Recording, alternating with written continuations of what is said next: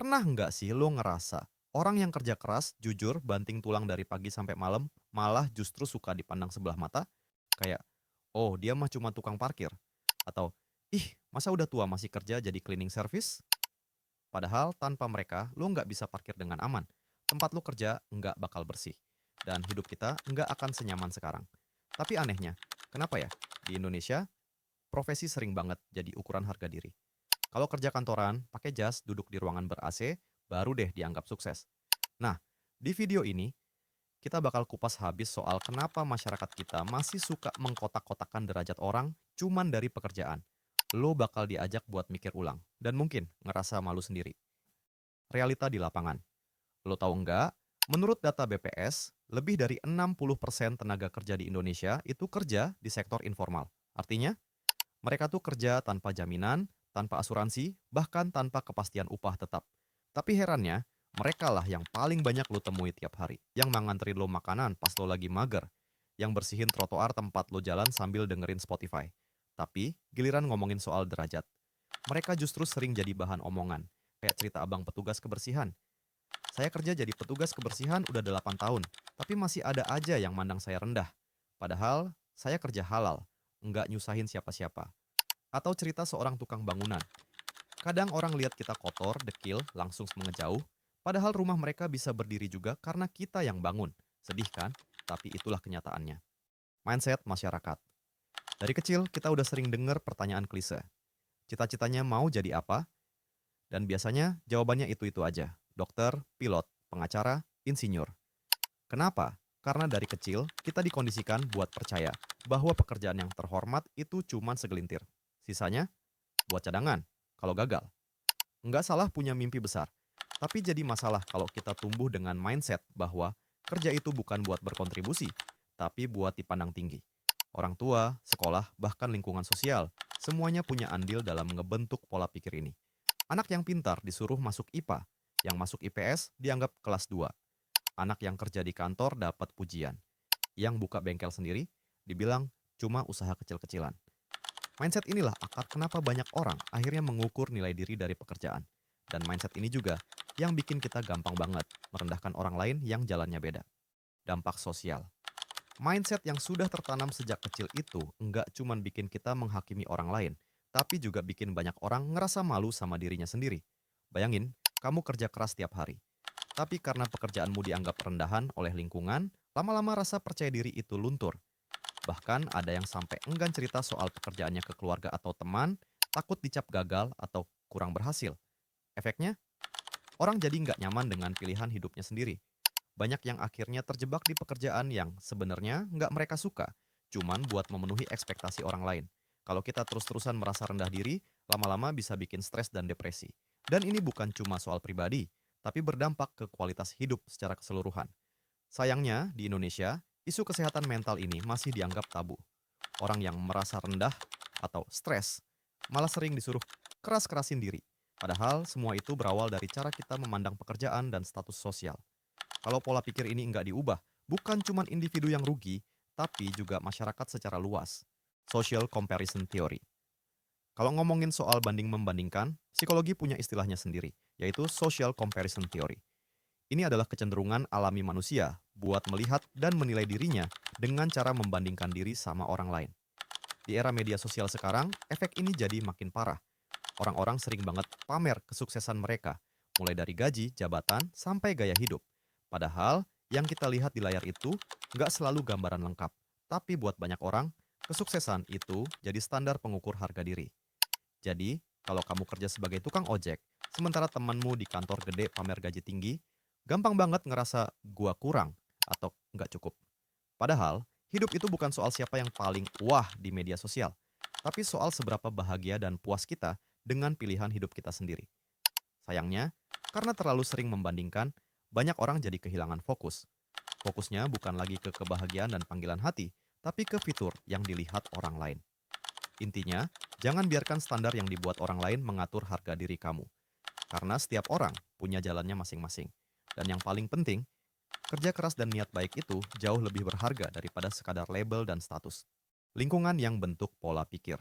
Dari kecil, lingkungan sekitar kita sudah mulai membentuk pola pikir soal pekerjaan dan status.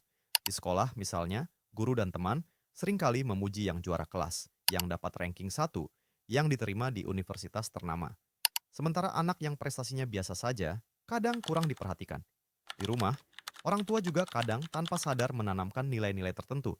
Misalnya, nak, kalau bisa jadi dokter atau insinyur, biar nanti sukses dan dihargai. Atau malah ada yang bilang, jangan jadi tukang becak, itu kerjaan rendahan. Saat reuni keluarga atau arisan, obrolan juga sering berputar di sekitar siapa yang kerja di mana, gaji berapa, dan siapa yang sudah punya rumah atau mobil. Obrolan ini sebenarnya jadi tekanan sosial yang membuat kita merasa harus selalu naik kelas, supaya tidak dikucilkan. Tanpa disadari, ini membentuk mindset yang sangat kuat. Kalau enggak, punya pekerjaan bergengsi, berarti kamu kurang sukses. Padahal, pola pikir ini sebenarnya bisa kita ubah dengan membangun lingkungan yang lebih menghargai keberagaman profesi dan menghormati setiap pilihan hidup. Kalau kita mulai dari lingkungan kecil kita, maka perubahan besar pun bisa terjadi. Ingat, lingkungan bukan cuma tempat kita tinggal, tapi juga guru yang membentuk cara kita memandang dunia.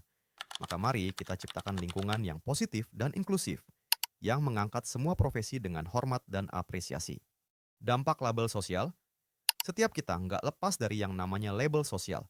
Ini adalah cara masyarakat menempelkan cap pada seseorang berdasarkan apa yang mereka lihat atau dengar.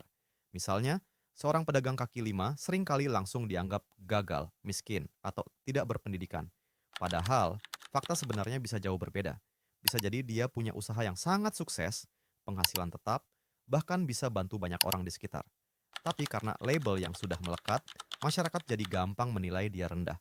Begitu juga dengan profesi lain. Orang yang kerja di kantor besar dengan pakaian rapi otomatis dianggap berkelas dan sukses tanpa kita tahu perjuangan dan tantangan yang mereka hadapi. Menurut labeling teori, ketika seseorang sudah mendapatkan label tertentu, maka dia mulai diperlakukan sesuai dengan label itu. Kalau positif, dia akan dapat dukungan dan motivasi. Tapi kalau negatif, label itu malah jadi beban berat yang bisa bikin seseorang merasa rendah diri, putus asa, bahkan terpaksa menjalani hidup sesuai dengan cap yang diberikan orang lain. Masalahnya, label ini nggak cuma datang dari orang lain, tapi juga dari diri kita sendiri. Kalau kita terus-terusan mendengar dan percaya dengan label negatif, lama-lama kita mulai ikut merasa gagal meskipun kita sudah berusaha keras. Itulah mengapa penting banget untuk sadar bahwa label sosial itu tidak selalu benar. Jangan mudah menilai seseorang hanya dari apa yang terlihat. Setiap orang punya cerita, perjuangan, dan kontribusi yang mungkin nggak kelihatan dari luar. Kalau kita bisa mulai menghilangkan stigma dan label negatif, maka masyarakat kita bisa jadi lebih inklusif dan menghargai satu sama lain. Label masuk ke diri sendiri. Yang paling berbahaya dari label sosial itu bukan cuma nempel di pandangan orang lain, tapi juga masuk ke dalam pikiran dan hati orang yang kena label. Bayangkan, lo kerja keras tiap hari, tapi di dalam kepala lo terus-terusan ada suara yang bilang, lo nggak cukup bagus, lo cuman orang biasa, lo nggak akan berhasil. Kalau sudah begini, bukan cuma motivasi yang hilang, tapi kepercayaan diri juga ikut terkikis. Banyak orang yang akhirnya merasa rendah diri, minder, bahkan kehilangan semangat untuk berkembang, hanya karena terus-terusan dengar kata-kata negatif itu, baik dari orang lain maupun dari dirinya sendiri. Ini yang sering terjadi di masyarakat kita. Kadang, tekanan keluarga, lingkungan, atau teman bikin seseorang merasa salah memilih jalan hidup. Misalnya, anak yang punya cita-cita jadi tukang bangunan atau sopir, malah dimarahin atau dianggap gagal oleh orang terdekat. Padahal, pekerjaan itu halal dan bisa jadi sumber kebahagiaan dan keberhasilan sejati. Kalau terus-terusan dibombardir label negatif, lama-lama orang itu bisa hilang arah dan bahkan putus asa. Tapi, jangan putus asa dulu. Semua orang punya kesempatan untuk mengubah narasi di dalam dirinya. Mulai dari sekarang, kita harus belajar untuk menghapus label negatif itu dari pikiran kita. Terima diri sendiri, hargai usaha yang sudah dilakukan, dan percaya bahwa setiap pekerjaan punya nilai dan harga dirinya masing-masing. Cepat menghakimi. Fenomena merendahkan orang lain ini juga diperkuat oleh apa yang disebut fundamental attribution error. Ini adalah kecenderungan manusia untuk menilai dan menyimpulkan sesuatu hanya dari hal-hal yang tampak di permukaan. Misalnya, kita lihat tukang ojek online atau pedagang kaki lima, langsung muncul pikiran negatif. Dia pasti nggak sekolah tinggi, dia gagal dalam hidup, atau dia nggak punya masa depan. Padahal kenyataannya, bisa jadi dia lulusan sarjana, bahkan punya keahlian yang luar biasa, tapi belum dapat kesempatan kerja yang layak. Atau mungkin dia memilih jalur itu karena banyak alasan, seperti ingin mandiri atau membantu keluarga. Sayangnya, kita sering malas untuk cari tahu lebih dalam dan langsung menjatuhkan penilaian. Ini bikin stigma negatif makin kuat dan membuat kita sulit melihat potensi asli seseorang. Padahal, kalau kita lebih jeli dan mau membuka pikiran, kita bakal sadar kalau hidup itu nggak sesederhana itu. Jangan cuma lihat dari penampilan luar atau pekerjaan mereka. Setiap orang punya cerita dan perjuangannya masing-masing. Dan kadang, mereka yang terlihat biasa justru punya tekad dan kerja keras yang jauh lebih besar daripada yang kita kira. Jadi, yuk mulai belajar untuk nggak cepat menghakimi. Buka mata dan hati kita lebih lebar. Karena penilaian yang tepat hanya bisa datang kalau kita benar-benar paham dan mengerti orang lain. Konsekuensi budaya merendahkan. Kalau budaya merendahkan pekerjaan dan orang lain ini terus dipelihara, dampaknya nggak cuma ke individu, tapi ke seluruh masyarakat. Masyarakat jadi makin individualis, bukannya saling dukung dan bantu. Yang terjadi malah saling menjatuhkan. Setiap orang sibuk menjaga gengsi dan posisi sosialnya, sampai lupa arti kerjasama dan empati. Kita jadi gampang mencurigai orang lain hanya karena beda status atau pekerjaan. Nggak jarang, konflik sosial muncul hanya karena perbedaan cara pandang soal siapa yang lebih bagus dalam hal profesi atau penghasilan, yang seharusnya bisa bersatu dan saling melengkapi, malah jadi terpecah belah. Budaya merendahkan juga bikin banyak orang kehilangan rasa percaya diri dan motivasi. Mereka yang merasa kurang karena profesinya, jadi minder dan takut tampil beda. Padahal, setiap pekerjaan punya nilai dan peran penting dalam kehidupan sosial dan ekonomi kita. Kalau kita biarkan budaya seperti ini terus berkembang, kita hanya akan menciptakan masyarakat yang rapuh dan penuh prasangka. Padahal, kalau semua orang dihargai dan diberi ruang untuk berkembang tanpa diskriminasi, Indonesia pasti bisa jadi lebih kuat. Apa yang bisa kita lakukan? Nah, setelah kita bahas panjang lebar soal masalah budaya merendahkan pekerjaan, sekarang saatnya kita bahas solusi. Apa sih yang bisa kita lakukan supaya budaya ini berubah menjadi lebih positif? Pertama, kita harus mulai dari diri sendiri. Ubah pola pikir kita, jangan lagi nilai orang dari jenis pekerjaannya. Ingat, setiap pekerjaan itu penting dan setiap orang punya peran dalam masyarakat. Kedua, didik generasi muda untuk menghargai setiap profesi. Ajarkan mereka untuk mengejar cita-cita berdasarkan minat dan panggilan hati, bukan karena gengsi atau tekanan sosial. Ketiga, kita juga bisa membangun lingkungan yang saling mendukung dan terbuka. Ciptakan ruang di mana setiap orang bebas berbagi pengalaman dan cerita tanpa takut dinilai rendah. Keempat, manfaatkan media dan platform digital untuk mengangkat kisah-kisah inspiratif dari berbagai kalangan, supaya orang-orang bisa melihat bahwa kesuksesan dan kerja keras itu datang dari berbagai jalur, bukan hanya dari profesi yang dianggap bergengsi. Dengan melakukan hal-hal sederhana ini, kita bisa mulai mengikis stigma negatif dan membangun budaya yang lebih empatik dan inklusif. Mulai dari diri kita, dari lingkungan sekitar kita, dan terus berkembang sampai ke seluruh masyarakat. Kita semua punya peran penting dalam membangun budaya yang lebih adil, lebih menghargai, dan lebih empatik di sekitar kita. Ingat ya, kerja keras itu nggak selalu harus terlihat dengan seragam rapi dan sukses nggak selalu identik dengan duduk di balik meja kantor. Kalau kamu setuju sama pesan ini, jangan cuma diam aja. Yuk, mulai dari sekarang, hargai setiap profesi dan setiap orang tanpa memandang latar belakang mereka. Beri dukungan kepada mereka yang kerja keras, apapun bidangnya.